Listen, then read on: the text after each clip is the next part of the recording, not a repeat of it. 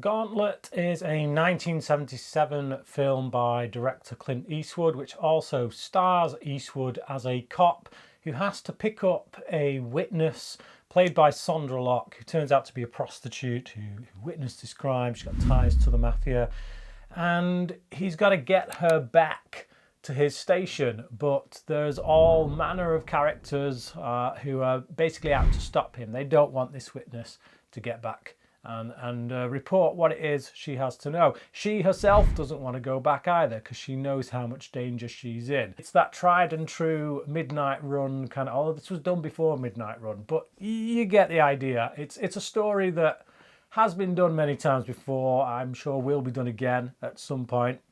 But the question is, how is the execution?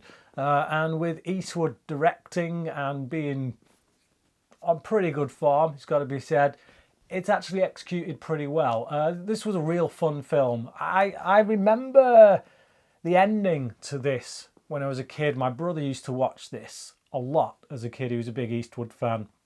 And I just remember that bus getting blown to bits by all these cops at the end. But nothing else from this film seems to have sunk in. Except maybe some stuff on a bike, but I don't know. That could have been from another film. But watching it this time around, yeah, it felt really fresh and quite energetic and just, like I say, a fun ride to go on. Sondra Locke, so this is the second film that she made of the 6 that she's made with Clint Eastwood.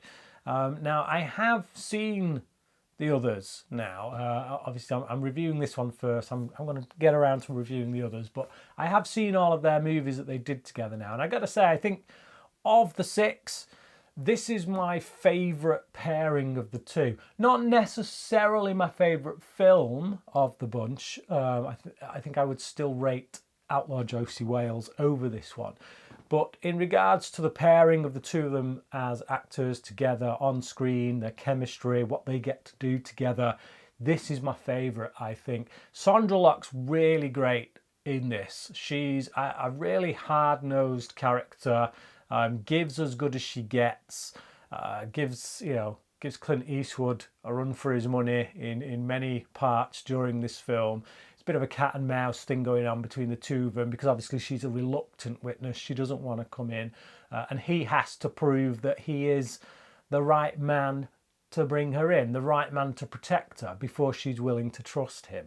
And obviously that's what the movie is about, is the two of them growing to trust each other. You know, they're at odds, they're an unlikely couple, as is always the case, and then across the course of the film they grow to have this respect for each other where they're willing to fight the fight together. And it's that journey, it's that central journey in the film that I find really entertaining. And that's mostly down to, as I say, the two of these actors together. Now, Sondra Locke and Clint Eastwood were real-life partners, hence the reason they did so many films together. I don't really know what happened to the two of them. I don't know much about their personal kind of stuff that went on, but yeah, you can tell from watching this film that there is a definite chemistry there. There is, they have something together. There is a spark there on screen when the two get together. This is also a journey for Eastwood's character in which this is a man who believes himself to be quite something and learns over the course of the film that perhaps he isn't, and then has to step up as a result of that and become the man that previously perhaps he thought he was and prove that he is. So he's a guy with something to prove ultimately. Pat Hingle's in this. Commissioner Gordon from Tim Burton's Batman. I hadn't seen many movies with Pat Hingle in from his earlier days. I've seen one of the Dracula films he made with the Hammer Studios stuff. But yeah, it's good to see him here. So he's like the best bud.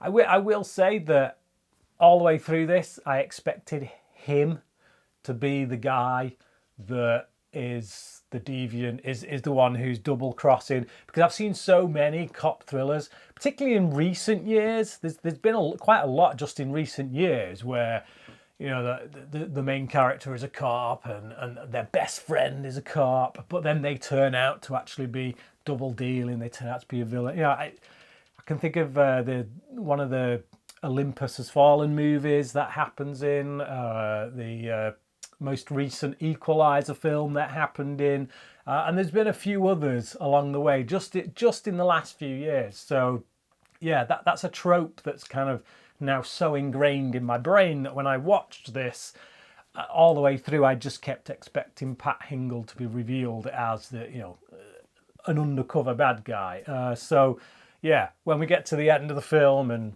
everything that goes on with his character, that was actually a surprise and a shock, and I don't want to say more than that because I don't want to give anything else away. I've probably already given too much away in regards to spoilers, but there you go. I just think, yeah, it's interesting going back, watching older films through the lens of seeing all the films that have imitated them over the years, and certain things that become like just expected now that maybe weren't so expected back then. But yeah, anyway, this is a good example of the genre. If you've seen a lot of like these cop action films, Lethal Weapons, your Die Hards, all them kind of movies, and you come to this for the first time after seeing them, you're probably not going to get too many surprises. But if you come to it knowing that actually this is one of the forerunners to those movies, I think you'll be pleasantly surprised. And we're not quite into the 80s yet. Obviously, this is 77, so we're not quite at the totally ridiculous levels of over-the-top action that we get in the 80s action movie. But this is definitely a precursor.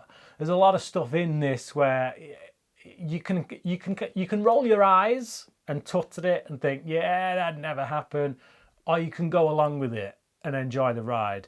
And for me personally, I chose to enjoy it, and I just went with it. There's a lot of stuff in this where you just think, would that happen though? Really? Would they choose to make that decision?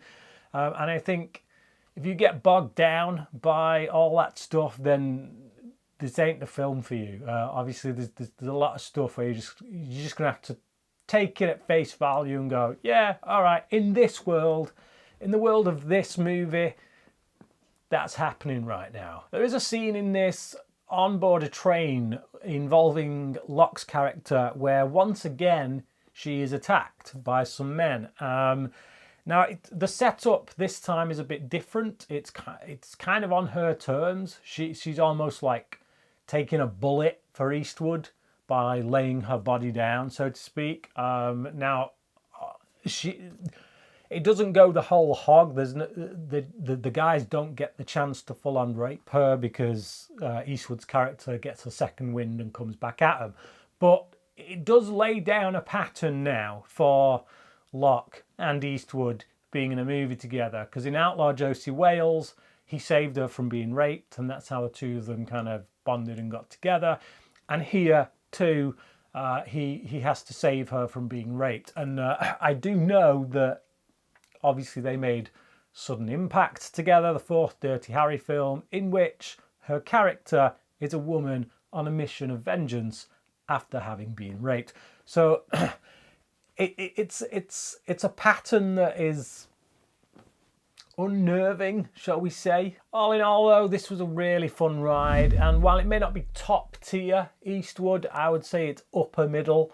Yeah, I had a blast watching it, and it made me yearn for the way they used to make movies, in which maybe they weren't quite as politically correct. Although, as I've stated, there are some scenes in it that are problematic in today's climate, and understandably so. But yeah, as I say, it's still a blast to watch, and I really enjoyed it. So yeah, The Gauntlet. Have you seen it? And if so, what did you think about it? Let me know your thoughts down in the comment section below. Thank you for watching this review, and until next time, cracking.